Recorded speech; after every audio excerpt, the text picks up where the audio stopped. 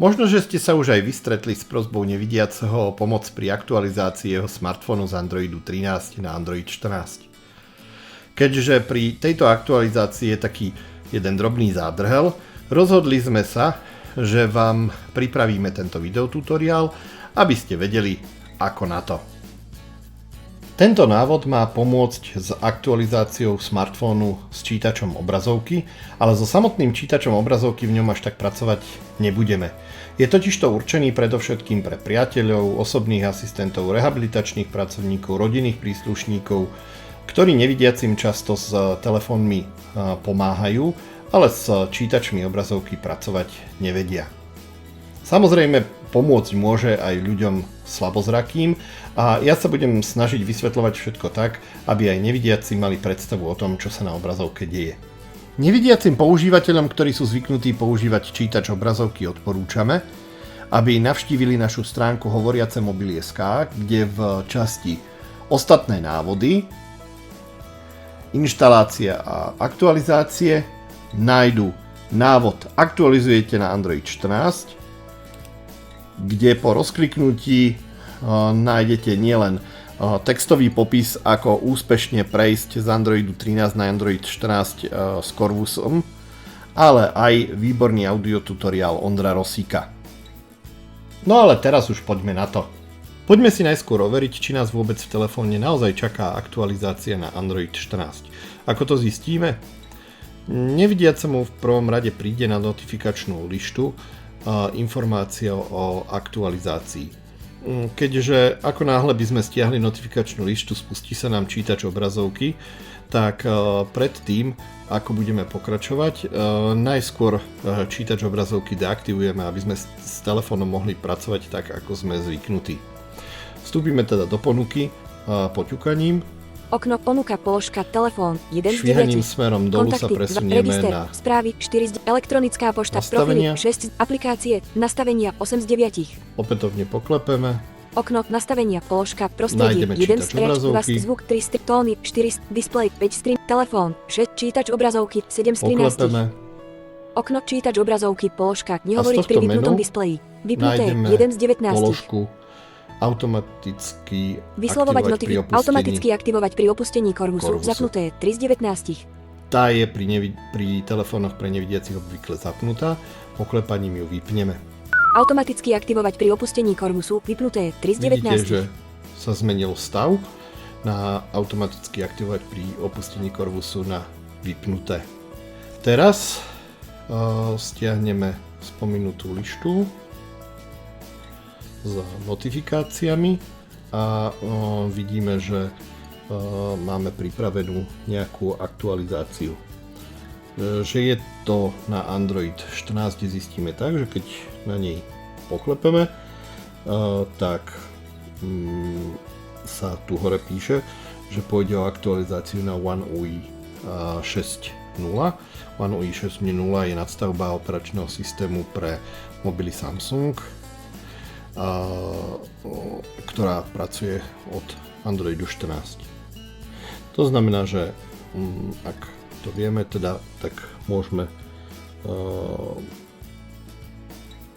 rovno spustiť Okno čítač obrazovky položka automaticky aktivovať pri opustení Corvusu vypnuté 3 z 19. To, čo nám Corvus oznámil, hlasom si nevšímame, pretože nie je spustený čítač obrazovky, on si prečítal svoje vlastné okno na pozadí, ale vieme, že v popredí je dialogové okno, ktoré nám oznamuje priebeh začatej aktualizácie. To znamená, že všetko je na dobrej ceste a my preskočíme o kúsok ďalej. Telefón sa nám reštartuje a ešte bude aktualizácia pokračovať. Aktualizácia niečo potrvá, preto si vyčlente dostatočné množstvo času a aj sa presvedčte, či máte dostatočne nabitú batériu. Aspoň tých 50, ale ideálne 80 až 100%. Telefón sa nám opäť reštartuje. Po štarte telefónu sme dostali informáciu o tom, že aplikácia, ktorá beží na pozadí, používa celú obrazovku. Následne tu máme uvítacie okno One UI 6.0, čím máme potvrdené, že aktualizácia zbehla v poriadku. Klikneme na tlačidlo pokračovať.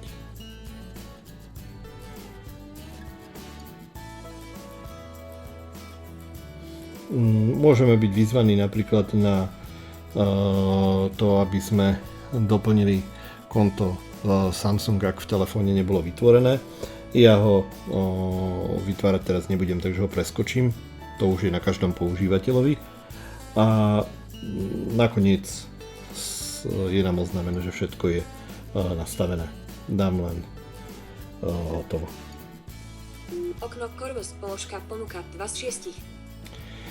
Teraz si môžete všimnúť, že nám hneď nabehlo na pozadí domovská obrazovka Corvusu a v popredí máme informáciu o tom, že Corvus je zastaralou aplikáciou, to si hneď vysvetlíme. Píše sa tam, že Corvus bol vytvorený pre staršiu verziu Androidu a v súčasnej novej verzii Androidu nemusí správne fungovať. Tejto hlášky sa bať rozhodne nemusíte. Je tam preto, že Corvus podporuje aj staršie funkcie, ktoré už novšie aplikácie nepodporujú. Android si to uvedomuje, ale my sme nechceli nevidiacich o tieto funkcie pripraviť, preto kompilujeme Corvus voči staršiemu API Androidu, na čo Android upozorňuje takýmto spôsobom. V každom prípade ale podporujeme aj všetky nové funkcie Androidu a Corvus je vyladený aj na používanie s Androidom 14. Takže túto hlášku tým pádom pokojne len odklepnite kliknutím na OK. Následne je potrebné urobiť niekoľko krokov k tomu, aby sme opätovne aktivovali čítač obrazovky. V prvom rade povolili servis, ktorý beží na pozadí a zabezpečuje jeho chod. Takže postupujme nasledovne. V prvom rade je dôležité vojsť do nastavení Androidu.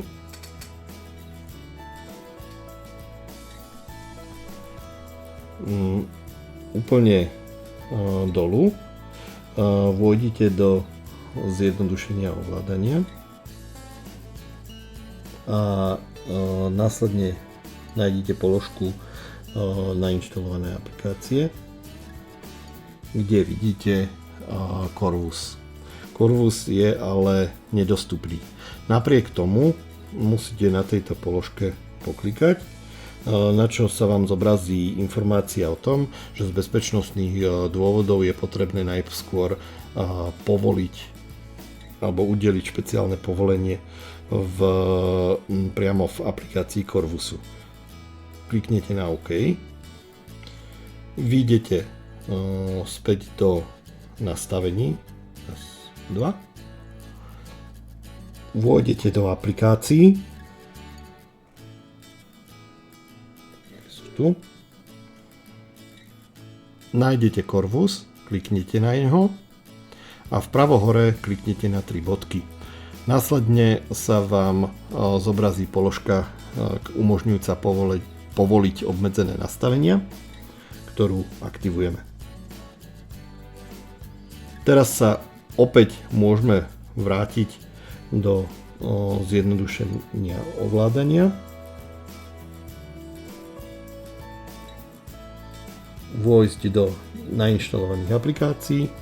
Vidíme, že Corvus ako servis už nie je neaktívny, ale môžeme na ňo poklepať a servis aktivovať.